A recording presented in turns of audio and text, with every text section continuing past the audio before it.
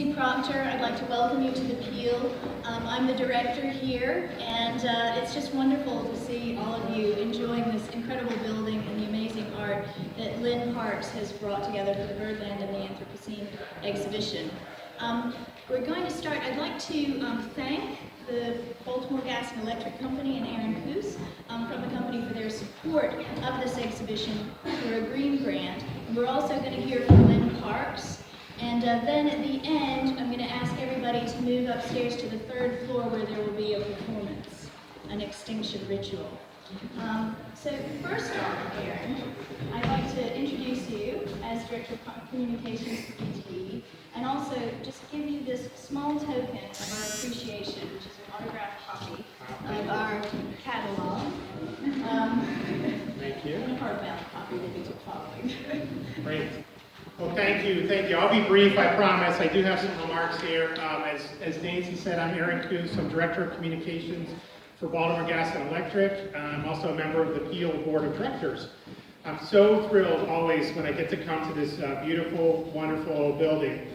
As some of you might know, some of you might not know, this was the birthplace of gas lighting in North America.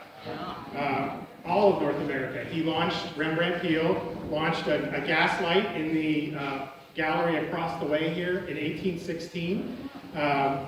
Less than a year later, the company he founded lit the first gas street light that still burns brightly on the corner of Holiday and Baltimore streets. I'm proud to say that recently a new kind of light is burning brightly here at the Peale. It's the light that comes from a free exchange of ideas and artistic expression. As an artist, Rembrandt Peale would be proud to see this museum again returning to its place as a center of creativity and community. And there are a number of people to thank for that, starting with our executive director, Nancy Proctor. Nancy has brought a spark of energy that has brightened up the Peale in so many exciting new ways. And I think she deserves a round of applause for that.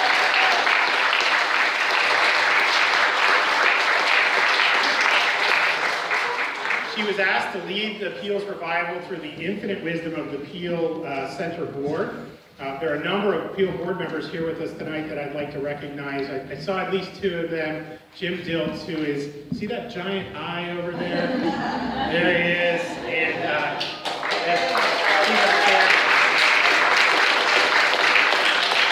it's Mimi Cooper here. She just left. Mimi just left. So any other board members, please thank them tonight. Baltimore Gas and Electric, we've been proud to serve as a major multi-year sponsor of the Peale Center, and we look forward to our growing relationship. One way is through sponsorship of outstanding programs like this tonight. Our green grants, as Nancy mentioned, made this possible. Since 2013, we've provided $1.3 million to 120 nonprofits just through the green grants program. And Rembrandt Peale, he had an amazing vision, but he likely couldn't have envisioned a company quite like BGE. As you might know, we have 1,300 miles of electric transmission corridor running through Maryland, and a lot of that has to be kept clear of trees and woody vegetation. We do that by mowing and clear cutting, but recently we've taken a more sustainable approach with selectively managing it to make it more of a meadow-like habitat for birds and pollinators. And honeybees as well. So recently we had the Audubon Society over to our Spring Gardens facility in South Baltimore. You might recognize that as the area with the tanks painted with the crabs, Star-Spangled Banner, and thoroughbred horses.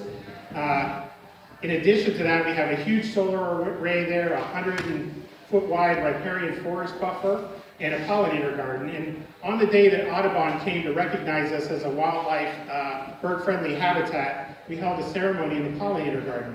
The site's usually teeming with birds, but I can tell you on that day there was not a single bird in sight. We scared them all away, and as my boss was closing his welcoming remarks about the importance of these apparently non-existent pollinators, a single beautiful little butterfly fluttered right in front of the podium. The audience was delighted, but sadly that blew my budget for trained pollinators. So you'd be surprised how much a butterfly wrangler cost. So I'm just going to close by saying thank you. Because of supporters like you, the Peale Center has always been and will always be a center of light in our community. I hope you enjoy the rest of the evening, and I'll turn it back over to Nancy Proctor. Thank you.